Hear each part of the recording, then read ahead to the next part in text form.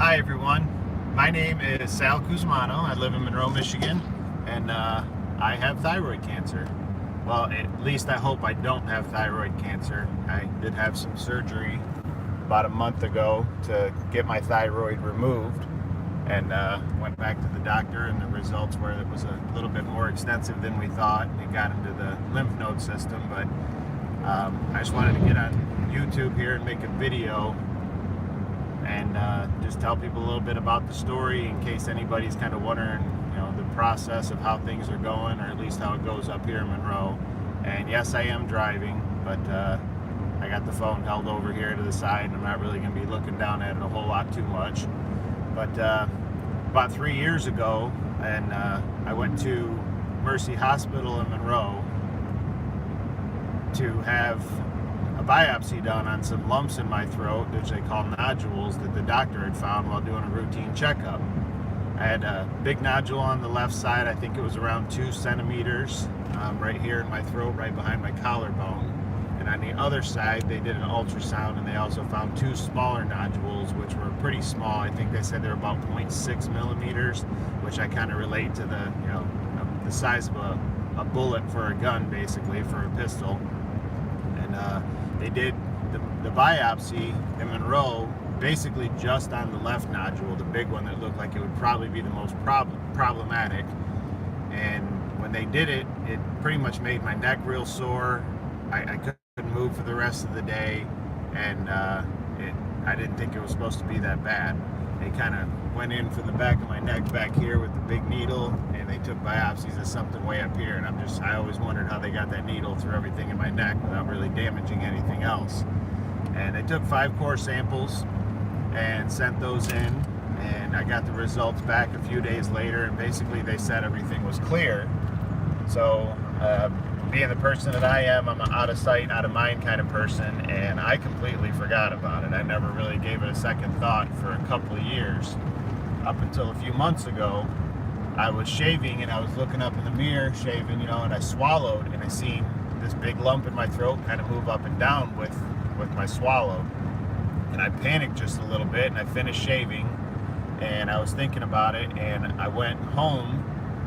Oh no, I'm sorry, I went to work, and as I was working, I was thinking about it more throughout the day, and I decided to call my wife and tell her and ask her if she could make a phone call and get a doctor's appointment for me. And she did that, and I got a doctor's appointment. And I don't really remember a whole lot of the time frames for this, because it's all just, kind of happened really quickly after the doctor's appointments went through. But they sent me down to an endocrinologist down in Toledo, and the endocrinologist, did an exam and everything. He pretty much was kind of concerned about the big thyroid nodule over here on my left side, and wanted me to get biopsies done on it there at the office. And we scheduled an appointment. I think my first appointment was on a Monday for the endocrinologist doctor, and we scheduled a biopsy with another doctor there in the office who specializes in doing mostly thyroid biopsies. And basically I went in there, they had me lay down on a table. The doctor talked to me a whole lot. He was actually an amazing doctor. I was extremely pleased with him. Very informative, talked a lot, asked a lot of questions, asked me if I'd ever been exposed to radiation, and I had to tell him yes, because I do work, I live in Monroe, which is near Fermi nuclear plant.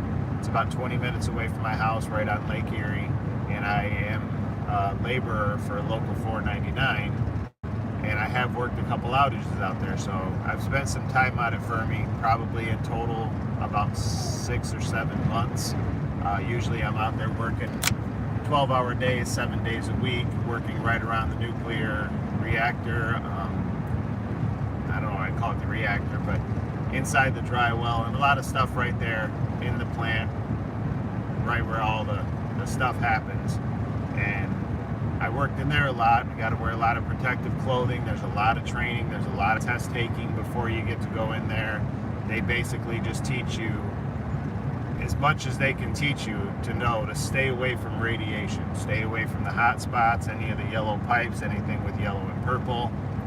Don't touch anything when you're in a contaminated area. And it's something that you learn out there a lot, because you got to stay low on your radiation count to be able to continue working out there. So it's something that I went through working out there, 3 or 4 different little outages, well, 3 big outages and a little outage. So I knew a lot about, radiation and how to stay away from it, what to do to stay away from it. But I did get contaminated one time. It was very minor. It was on my boot. Basically, they just took my boots and they cut a chunk off the bottom of my boot where the radiation was stuck to and gave me my boot back. And it didn't get on my skin or anything, so I didn't have anything to worry about. But anyways, I'm going to get back to it. The doctor had asked me if I had had any exposure to radiation other than, just regular x-rays or MRIs or anything. And I told him that, and he was kind of like, oh, okay. And he continued. He had me lay on my back, stretch my neck out, and he did, I believe, 8 biopsies. He stuck a couple of needles in to get the area numb, and then he did 5 biopsies on a larger nodule on the left side. And during the ultrasound, before he did the biopsies, he also had found a lymph node over on the right side, and he showed it to me on the screen. He said, I don't like this. This doesn't look good. It's kind of abnormal. It's supposed to be all, the whole circle of the lymph node is supposed to be a darker color for the circle, and this was actually a light color, kind of looked like an oval bubble, and it had a small darker circle on the inside. And by dark, the one was basically the blacker color, and then the other one was white. It was just pretty much the opposite of what it was supposed to be. Well, he told me he was pretty concerned about that also, so he was going to check that out during the biopsy. And I laid on my back, stretched my neck out. He did the dumbing shots. He did 5 biopsies over here on the large one because it was pretty big, so I guess he got it in a bunch of different areas. Then the 2 smaller nodules over on the other side, which are about the diameter of a bullet or the radius of a bullet. He did a biopsy on each one of those, and then he did one on the lymph node also. Once he got done, I basically sat up and he said, hold on a minute, I'm going to take a look at all these. And what I had realized while he was doing it is every time he took the needle out, he would put a little bit of the sample that he got onto a slide for a microscope. And on the microscope, he put them all in a rack on the table. And he went through, as we were sitting there, he said, I'm going to check all of these out. That way, if there's anything that I think I may have missed, or if I want to get another one because I see anything, we can do it while you're still here, and we don't have to get you back in here to start the whole process over.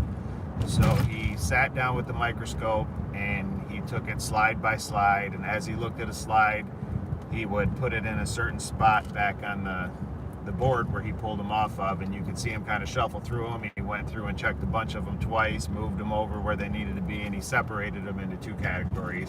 He didn't really tell me what was going on when he did it, but you can tell that's what he was doing. He got done, and he stood up. He said, I think I got everything I need. And he said, now the big nodule that's over on the left, I'm not too greatly concerned with. He said, but the ones that are on the right, he said there's one on the right that he's concerned with, and also a lymph node that he's concerned with.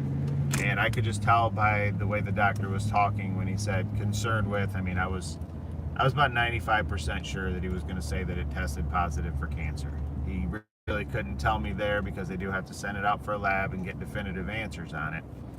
So he knew I was worried, and I said, how long is it going to take to get the answers? And he said, usually it's a couple days. He goes, sometimes you can get them back in 1 day, but it's very rare. And he said, but I don't want you to have to wait the weekend, so I'm going to see what I can do about getting it to you by tomorrow, which would have been a Thursday. So the next day, I pretty much went to work all day, waiting, hoping to hear from him. That way I could, not have to worry about it too much throughout the weekend. And I never heard from him. So the weekend went on, and Monday came, and getting back to work, I do construction, I build decks, I do garages, additions, things like that. I work with my dad and a couple other guys. We all work together. Well, Monday, I went to the job early, and I started making a list because we're trying to get an addition job finished up. So I went to make a list of all the little things that need to be done and the things that need to be bought. And while I was there doing it, my dad showed up, and I was still making my list, and my phone rang, and I got this weird number on my phone. It wasn't even a real phone number. It was just I think like a 549-8 or -0, and usually with stuff like that, it's telemarketers. I ignore it, or I just hit the ignore button. Well, this time I answered it. I've never answered them before because I don't know what the number is, and it's not usually something legit when it's like that. And it was my doctor, and he said, "Hi Sal, this is Dr. Elliott," and I said, "Good morning," and he said, "I got your results back," and this doctor, I like that the doctor called me himself, not just had somebody in the office call me. And he said, "We got your results back, and I do have some bad news." And my stomach kind of dropped, of course, because we're talking about cancer, and that's one thing that I've always been afraid of, because I've had some loved ones die of it. My best friend died of it at the age of 30, just a couple of years ago, and it's probably the scariest thing that I can think of to go through. And I know there's a lot of other diseases out there that are just as scary or even worse, because you can be sick a long time on them, but cancer is still a scary thing. It's just a bad word. And he said, "We got the results back." He had said, basically the nodule on the left, that was fine, but we did find cancer in the one on the right, and we also found the one in cancer in the lymph node. And he continued to talk after that, and I basically had just said okay, and I don't remember anything else he said. He continued to talk, and I kind of interrupted him. I said, "Doctor, can you hang on a minute?" I'm like, "Let me call you back in a little while, because I'm just kind of in shock right now, and I'm not going to remember anything you told me. So I got to go talk to my family, and I'm going to get home, and I'll call you back in a little while. That way I can get more information. I'm going to have my wife call you, because she's really good at writing down all the information and taking care of stuff like that." So basically, that's what I did. I got off the phone. I turned around, went back into the garage we're working on, and my dad was in there opening up an HVAC unit, a furnace that we had to get installed. And I walked up and I said, "Dad," and he's like, "Yeah." And I instantly broke down crying and said, "I have cancer."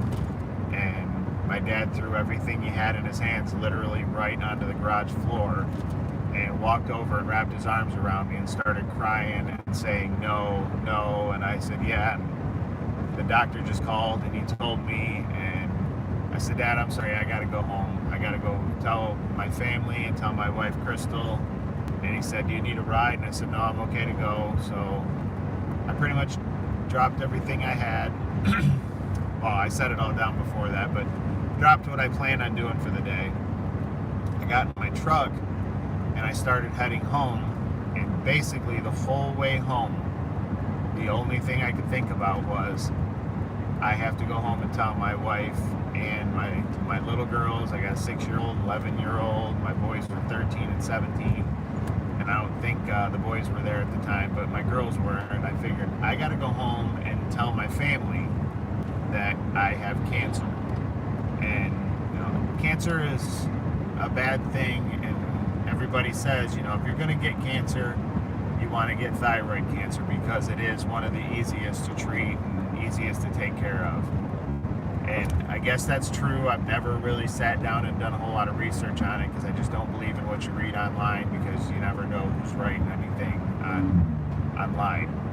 So I basically stay away from all of that and depend on what the doctors tell me. So I put everything on hold for the day, and I started heading home, and the whole way home just thinking, how do I tell my wife? How do I tell my wife?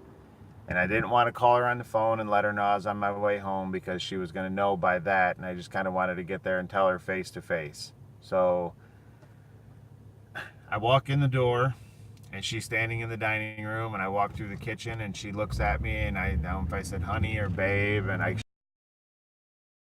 called, and I tested positive, and she said, "Oh no," and ran up and grabbed me, and it's all kind of a blur from there, but it's just a crappy moment to have to go home and tell your family you have cancer, even if it is one of the more treatable ones. I mean, there's millions and millions of people out there that are very sick with cancers that aren't treatable, they're not curable, and they're suffering, and there's nothing they can do about it.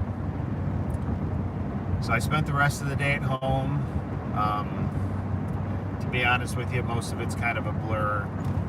I don't remember all what happened, but we talked about it a lot. My wife got on the phone. She made a lot of phone calls to figure out what we needed to do.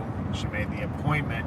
This was on a Monday. She made the appointment to go see a surgeon, Dr. Bass, or Bayas, however you say it, I'm not sure. But she made the appointment to go see him Wednesday morning. So we got up Wednesday morning, and my mother-in-law went with us because she just dealt with breast cancer a few years ago, and she kicked its butt real quick. She's doing fantastic, luckily. Thank God, because she is a healthy eater, and she takes care of herself. And she got through breast cancer, from what we could see, like it was easier than the common cold. She kicked its butt real quick. She was very strong and showed everybody else how to be strong. And she went with us because we've never dealt with this personally that close to home, and she went with us so she could ask questions. She brought a notebook with some questions written in it. That way she could ask the doctor. And we went and seen the surgeon, basically sat and listened to everything he had to say, and she asked some questions. He answered most of her questions before she even got to ask them. And she asked some questions, got the answers, and he said, "When do you want to do the surgery and where?" And basically I said, "As soon as you can and wherever you need to." That doctor practices, the surgeon does surgeries at a couple of different Toledo hospitals. So we told him basically wherever you can do it the soonest. And he told the nurses there to set it up, and we talked to him for a few more minutes, and we went out and talked to the nurse at the counter, and she had the surgery scheduled for 1 o'clock the next day at Flower Hospital. And my experience with Flower Hospital was amazing. I love the place. It's clean, very professional. I was very well taken care of. I loved it down there, especially compared to the Monroe Hospital, which I live 6 minutes away from the hospital in Monroe, and there's almost nothing I would go to that hospital for. I'd rather get in my car and drive 25 minutes down to ProMedica Toledo, or go to U of M, or basically anywhere but Monroe. So anybody who's seeing this, if you live in Monroe, in my town, stay away from Monroe, because from what we've found out, there's a possibility that I've had this cancer for up to 3 years or longer, because they ignored the 2 small nodules on the right side of my throat and only checked out the big one on the left. And I'm not sure whose fault that is, but basically they should have checked them all, and they didn't. So I've went 3 years now thinking that I was okay, and that was just a benign nodule. Turning out that it was, but they didn't do their job properly. And when I had the biopsy done in Toledo, I told them that they took a sample, they put it back here, and it was a big click noise compared to what he did. Was very simple, little teeny tiny pokes. They didn't even really hurt. A couple of them I didn't really even know that he had finished, except the fact that he counted, saying 5, 4, 3, 2, 1, we're done with that one. And I told him about it when we got done. He goes, "Wow, that's a core sample. We're not even allowed to use that because it's an ineffective procedure to find the right samples for cancer." What he did was, take, I don't know what it was, a little bit of liquid and squirt it on a slide. He said, but they don't do that anymore. They're not even allowed to, just because it doesn't work. Kind of lost track of where I was at here. But we talked to the surgeon, got into them on a Wednesday, scheduled for surgery the next morning. So basically I couldn't eat all night long Wednesday night. After midnight, couldn't drink anything. I could only brush my teeth with a little bit of water, which was kind of gross, but that's what you got to do. And then I sat around all day the next day waiting to get, well, we went to the hospital at 11. When I got to the hospital, I was very, very emotional, stressed out, and we pulled up in the parking lot, and the place was packed, absolutely full. There was nowhere to park. We drove around a little bit, and there's this one spot near the entrance, kind of, to the ER where we had to go in. This is the waiting room for surgery. And I parked in this one spot, and I backed in. When I got out of the truck, I realized that it's a retaining pond for the hospital, and it's got a big giant wood deck that reached out over it. and there was some ducks swimming around in the water. And I used to be a major outdoor person. Duck hunting is one of my favorite things. Even though I hunt ducks, I do love ducks in general. And there was ducks swimming in this pond. It was outdoors. It was a very beautiful scene. And yeah, what I was going to be looking at doing here. I don't know the procedure. I don't know how sore I'm going to be, what I'm going to be able to do. I had to take a few weeks off of work before I could get back to work. And I sat there and I cried and I cried. My kids came up and hugged me, and my wife stood behind me and she cried. And I just got up and I stood there for a minute and turned around and walked into the office, signed in, sat down and waited for them to call me back.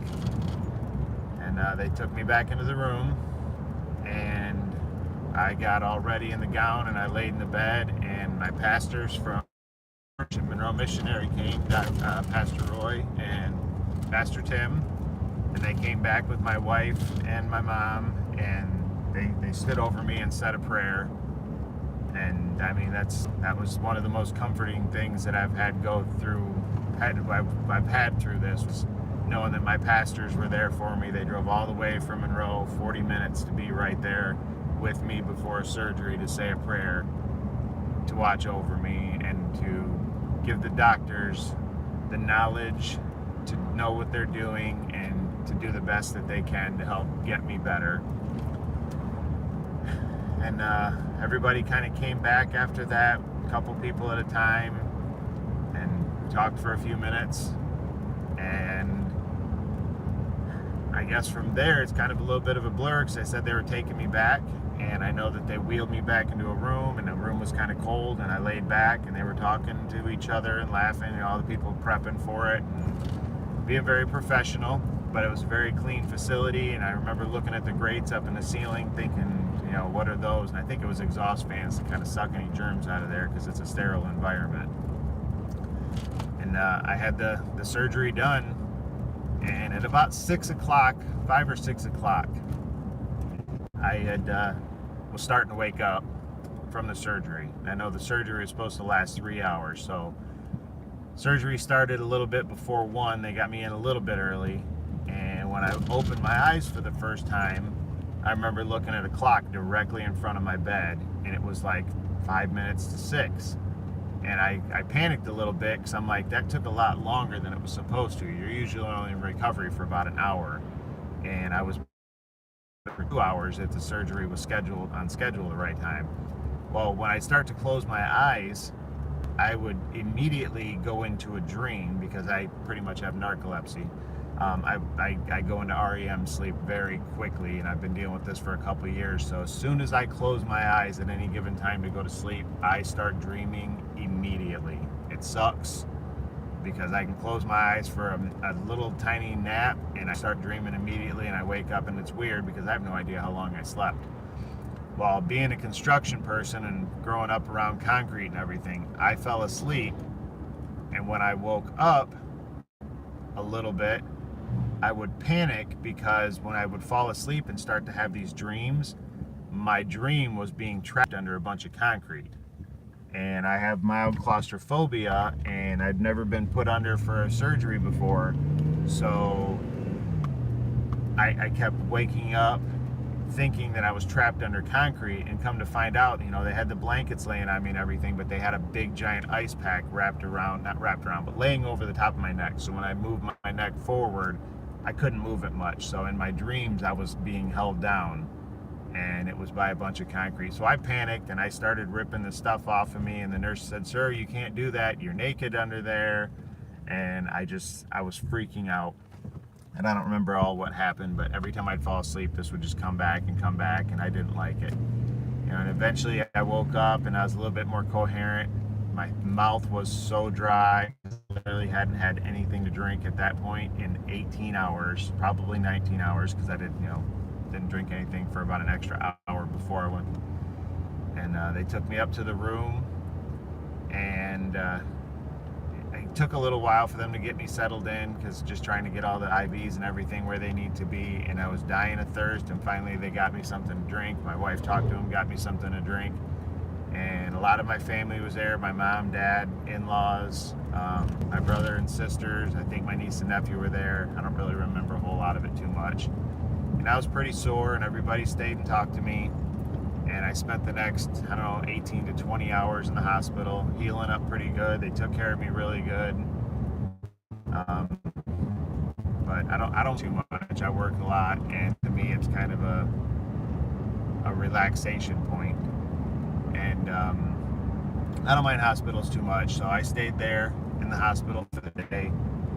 Went home the next day, sat in my chair. People came. My in-laws came. My sister-in-law came and cooked dinner. My friend Michelle came over to visit me for a while, and I just spent that whole entire day sitting at home. Then the next day I got up and did some moving around, and probably a lot more than I should have, but I was healing up pretty quick. And at that point it was Saturday. The Monroe County Fair started Sunday. I was actually able to get up. We went and walked around the fair. I didn't want to sit at home. I'm not a kind of person that sits around a lot.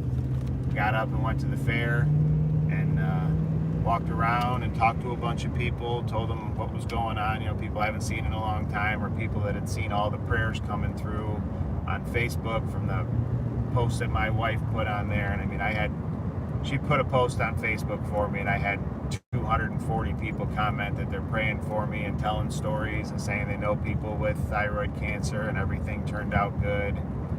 And you know, that's been about 4 or 5 weeks now. And today I am heading down to the hospital to start my first radiation treatment.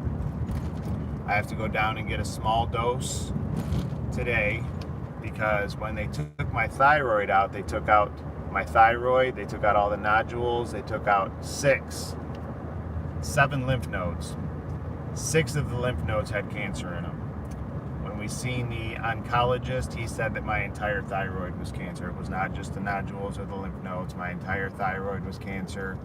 And they took all that out, and they had hoped that it wasn't going to be that bad, but it was. So there's a possibility that my cancer is spread through my lymph node system. And if it does that, it can get into other parts of your body. The doctor said it still would be considered papillary carcinoma, so it's treatable through radioactive iodines, and that's what I'm heading down to get today. And with the radioactive iodines, it actually makes you radioactive, just like the yellow and purple pipes at Fermi or at any nuclear plant that you're told to stay away from.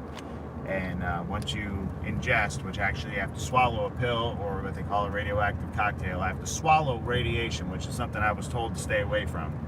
I have to swallow this, and it will make me radioactive to people around me. Any bodily fluids, secretions that come out of me, sweat, tears, snot, urine, everything will actually be radioactive and can be a contamination point for somebody in my home. So I have a little teeny tiny dose today that's not really dangerous to anybody. I'm not really sure what the point of it is, but what they do such a small dose for. But I'm going to get that done right now at the hospital. Tomorrow, on Tuesday, I have another one of those small doses, which the doctor said it's about 2% of what I'm going to get on Friday. So small dose today, small dose tomorrow, nothing on Wednesday. Thursday I come back for a full body scan. They're going to look and see where else the cancer may have spread to, hopefully nowhere, but they're going to see where it goes. That way this radioactive iodine can take care of everything, hopefully. Well, before all this happens, I had to be on a low iodine diet, which basically means no salt, nothing with salt in it. All I can eat is fresh fruits and vegetables, 6 ounces of meat a day, and that's not a lot. I'm 220 pounds, 230 pounds, 6 ounces of meat, not much at all. So it's pretty hard, but I eat everything fresh. I can't eat anything canned, boxed, bagged, bottled. You know, ketchup, things like that, they all have salt in it for preservatives, so bad thing. So my diet's been pretty crazy for the last couple weeks, plus I do a ketogenic diet to try to keep weight off. I've lost about 50 pounds with the ketogenic diet, and I think that was God preparing me for this situation, because I started losing that weight about in October of last year. I just decided to go on a diet to be healthier. And I think that was God's way of saying it's time to get healthy for this without me even knowing it. But I got the big dose that I'm getting on Friday. I have to be home by myself because I will literally be emitting radiation. So I will be home by myself Friday, Saturday, Sunday, and Monday. Quarantined. I'm basically just going to stay in one room of my house. I'm going to stay in the living room. I'm going to wrap my chair up with sheets and everything. I'm going to lay out all my clothes as if I was on a vacation and keep everything in one spot. When I go to the bathroom, I have to sit down on the toilet, do what I got to do, stand up, close the lid immediately, flush the toilet, wait for it to fill up, flush the toilet again, wait for the toilet again. Because if I leave the lid open, radiation from my urine actually can emit from the toilet into the room. It can contaminate. I have to sit down so it doesn't splatter anywhere and contaminate anything. When I take a shower, I have to wash out the shower. When I wash my hands, I actually have to wash out the sink. I have to stay away from everybody. I can't kiss my wife probably for about the little over next week, which really sucks. And can't kiss my kids, can't hold my kids, starting Friday, Saturday, Sunday, Monday. So it's going to be rough, but hopefully this radioactive iodine gets in there and does what it's supposed to do. With my body being on this low iodine diet, the radioactive iodines basically are going to get in there and spread to where my body needs them to be. And once that gets to where it's at and gets to where it needs to be, it should kill the cancer. And that's what we're shooting for. And I'm starting to get close to the doctor here. It's been a long ride, but I'm starting to get close to the doctor, so I'm going to have to get off here. But I will be back on to do some more of these videos, probably on my trips to the doctor, or maybe even from the doctor, just whatever I can do safely without having to worry about having my phone in my hand. But I'm going to go into the doctor now, get some information, probably forget it because I got a crappy memory. I had to stop taking my thyroid medicine because when they take your thyroid out, you take a medicine that actually replaces your thyroid, that controls your central nervous system and everything in your body. It's just amazing what the thyroid organ does for your body. It controls a lot of things, and without your thyroid, your whole body system gets thrown off. You start getting aches and pains, your mind doesn't work properly, you can't figure things out, you can get into a bad mood. There's just a lot of things. Well, I haven't had that medicine in 3 weeks now. And I've been feeling some effects from it, but it's not been too bad. It's just things here and there. And I've been feeling a little bit of the effects from it. And I can't go back on the medicine until the treatments are completely over, which is going to be about September 4th or 5th. And when I do start taking the medicine again, it takes about 2 weeks to kick back in. So I got about 3 more weeks of not being able to take, or not feeling the way I feel, basically. And before the medicine kicks back in after I start taking it on the 5th. And I pretty much can't wait for that, because it's been hard to keep my weight off not having a thyroid in there to kind of control it. And I want to get back on the medicine, get my life back to normal, hopefully stop being so grumpy to my family and everybody, because I'm not the nicest person to begin with in the world, but lately I've been kind of mean to everybody and I snap pretty easily. But yeah, there's just a lot going on. Low iodine sucks. Without having that in my body, this stuff should be soaking in right where it needs to go and hopefully killing it. I don't know how everything's going to work. To be completely honest with you, I'm not real optimistic about it. This scares me real bad. I'm not real optimistic on this being a good thing, since I've probably had this in my body for the last 3 years or longer. And I think that it probably could have spread to other places, and it's going to be places that are harder to take care of, or even just having this other radioactive iodines, which makes me radioactive, that could hurt other people. There's a possibility that this treatment could give me another kind of cancer somewhere else that is not as treatable as a thyroid cancer. So that's something that worries me a lot, and it's something I'm going to have to deal with. But I guess you got to do one thing and hope that it doesn't make anything worse in another way. And there's just a lot to it. It's been a rough 5-6 weeks. I've only worked about 3 or 4 days. I've been kind of weak when I go to work, even brushing my teeth at night, raising my arm up to brush my teeth. My arm gets tired 20 seconds into it. I've actually had to brush my teeth with my left arm, and I am just left arm stupid. I can't brush my teeth properly with my left arm because I do everything with my right arm. And I just get real tired real easy. Lately I've been feeling kind of in a daze, foggy. I feel like I'm moving in slow motion. Sometimes I feel like I'm talking in slow motion. And one of the things I forgot to mention about myself is I do love to sing. I like to sing country music, and I love to sing. And I was really worried about having the surgery done because they're basically taking all this stuff out around your throat, and there's a possibility they could change your voice forever. The doctor explained to me, there's two cords running up and down, and if they accidentally nick one of those cords, I have a raspy, hoarse voice for the rest of my life. If they accidentally nick both of the cords, I'll barely be able to talk. It'll make it hard to breathe and hard to eat. So I kind of wish he would have just left that out when we were talking about the surgery, because that's what freaked me out a lot. But since my surgery, my wife said my voice has got a little deeper. I talk a little louder, which I'm already a big guy that talks real loud to begin with, so that's not the best.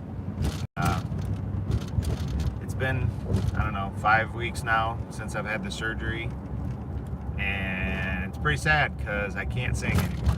My voice won't come back. I can't sing any of the songs that I like to sing. I like singing Josh Turner and Chris Young, where they got the real nice deep voice in there. And that's about all I can do. I can't do any higher pitches anymore. I don't have any range of pitch, and I'm just hoping that changes over time, because that's pretty much devastating to me. I've been loving to sing for about 27 years now, and I'm 38 years old.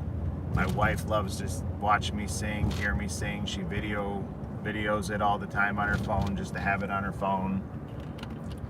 And she posts on Facebook, and people are always commenting on it, but so far from what I can see, I won't be able to be singing all the different songs before. It's just gonna be more of the deeper pitched ones now. So I guess I'll have to deal with whatever God gives me on that and go from there. But the most important thing is let's get these radioactive iodines in me and get this week over with. I want this out of my body. I want to know that I'm clear. Get these full body scans. Got dose today, dose tomorrow, scan Thursday, dose Friday, more scans next week, doctor's appointments, blood work. Just, there's going to be a lot going on. And I'm actually getting to the hospital right now. I got to take a left on this road, and I'm about a mile away. I got to find where I got to go. Luckily, I did leave early because I wasn't exactly sure where I got to go in the hospital. So I'm going to get in there and find where I got to go, get checked in early, and hopefully get everything done early and try to resume back to life a little bit. And like I said, for anybody who watched 38 minutes of this video, I'm gonna try to get on here on every day that I can, give you a little update on what's going on. And I'm sure there's some more things that I forgot to tell you today that I'm gonna get to in some more future videos. I don't really know anything about YouTube, but if you are interested in learning more about my story, I'm pretty sure there's a subscribe button somewhere. I don't know if you can get notifications when I go live or when I post a video, but find that subscribe button and hit it. If you got any questions about anything, feel free to drop a comment down in here, and I'll tell you anything I can, or give you any experiences, or if you're going through the same thing, you have any questions about how I'm handling things, just let me know. I'm here to talk to anybody. And just want to say on here that I'm going to put on here, prayers is what's got me through this. I go to a church family, or I go to a church with a huge church family. Sunday school is a very close family. Everybody's been praying for me. That's pretty much all I can ask for, support and prayers. If you know somebody that's sick or has cancer, pray for them, support them, call them, check on them. It helps. It really does. When somebody that I never thought would send me a text and say, "Hey buddy, how you doing?" And I've had a few guys that I know that have done that, and it's been absolutely amazing, because I just didn't think that anybody was going to check up on me like this, And then there are some people that I thought would be checking up on me all the time that I've not heard from one time. That's pretty sad, but I didn't know were really there for me, have really stepped up and shown me that they're there for me, and that's been amazing. I respect those people so much more now, and I will continue to make sure that we are friends and stay close, and I keep them updated. But God is the reason that I am able to go through this as easily as I am, because I put it in His hands. And too many people think that when you put it in God's hands, you're going to be fine. And that's just not the case. You know, like they said on God's Not Dead, the answer's not always yes. Sometimes the answer is no. And if it's God's will for this to not work out for me in the end, and, you know, things go a little shorter than I wanted to, and this doesn't work out and heal and go away, well, that's God's will, and I have to deal with it. I know where I'm going after that. I'm going to heaven. So, sucks putting my family and everybody through that, but if that's how it is, then that's how it's got to be. And I pray that it's not how it is, and that's why I hope He hears everyone's prayers and their support for me. And you know, I hope that it's His will that I stay here on earth for as long as possible, to be with my family and my kids and my wife and everybody. And, you know, I just pray that it's His will. But I praise Him and hope that He's there for me through this whole time, be with the doctors, and just help them have the knowledge to get this figured out and get it taken care of. Again, if you like my video, hit the like button. Like I said, I don't know anything about YouTube. Just do what you got to do. Subscribe. I don't know. Hopefully you guys will watch this video. Ask me some questions, comments, anything you got. I'm here to answer questions. And I will see you guys soon. And wish me good luck. And most of all, say a prayer for me. Say a couple prayers for me. Thank you very much. And now I got to figure out how to shut this thing off. I have no idea. Let me see.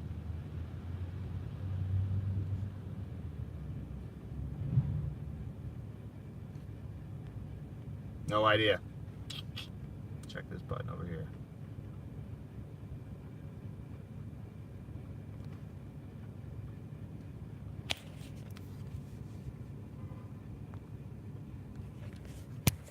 I guess the end of this video I'm going to look silly because I've never done a live video before. I don't know how to stop it. And I'm afraid that if I hit the wrong button, then I'm just going to delete the whole thing and wasted my whole video. Because literally there's nothing on my screen that shows what to do. Anyways, I'm just going to hit the X out button. Hopefully this stays on my YouTube and everybody can watch it. Thank you all and have a good day.